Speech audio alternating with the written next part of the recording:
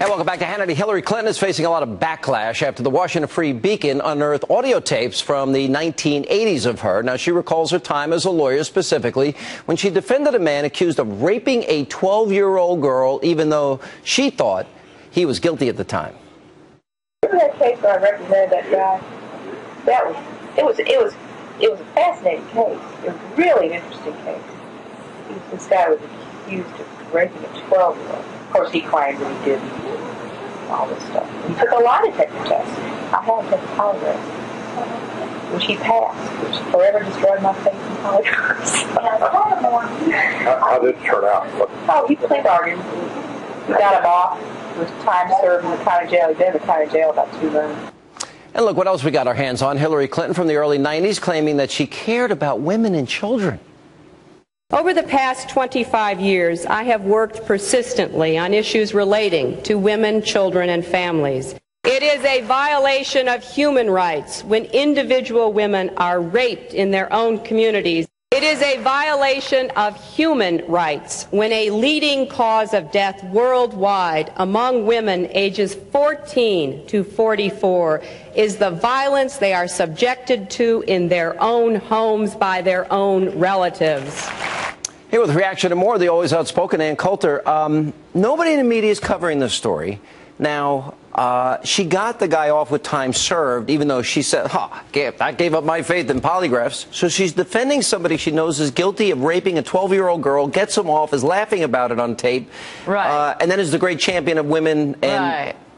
Right. Well, first of all, I do love the Southern accent, not as much as when she does a black accent, but the Southern accent is fun.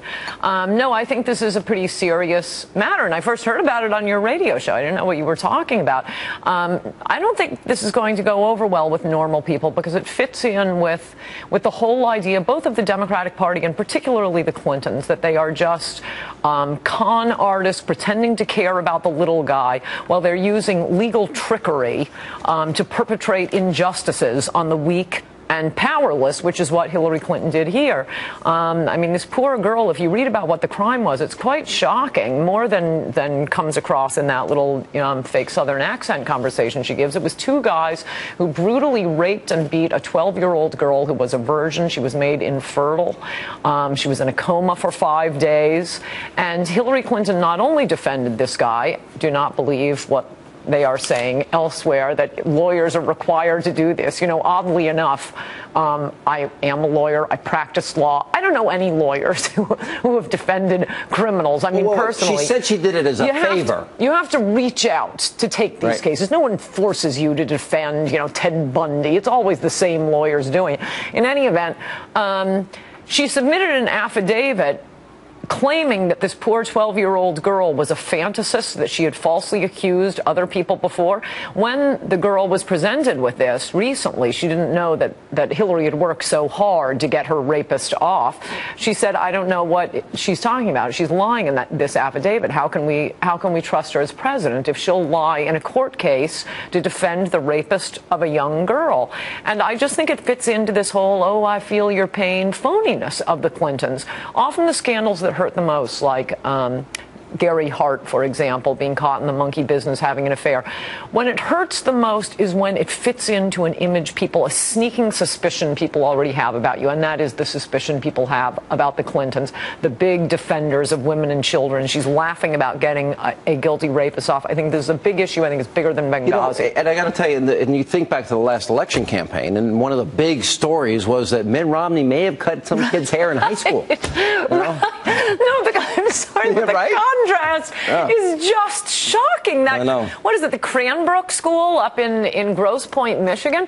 They have to go back 40, 50 years, and I think the kids' parents were defending Mitt Romney, some high school alleged prank that neither the family nor Mitt Romney remembered. And they're running that every day on the cover of the Washington Post. This is when Hillary Clinton was an adult, when she was a practicing lawyer, and it fits in with what I would say not only about the Clintons, but about the Democratic Party generally, this nonsense. I never want to hear about the Republican war on women anymore. In addition to this, we have just this week New York taxpayers spending $40 million to pay off 5 savage rapists from Central Park, which I've written about a lot, including in my book Demonic. There's no question that these 5 were guilty.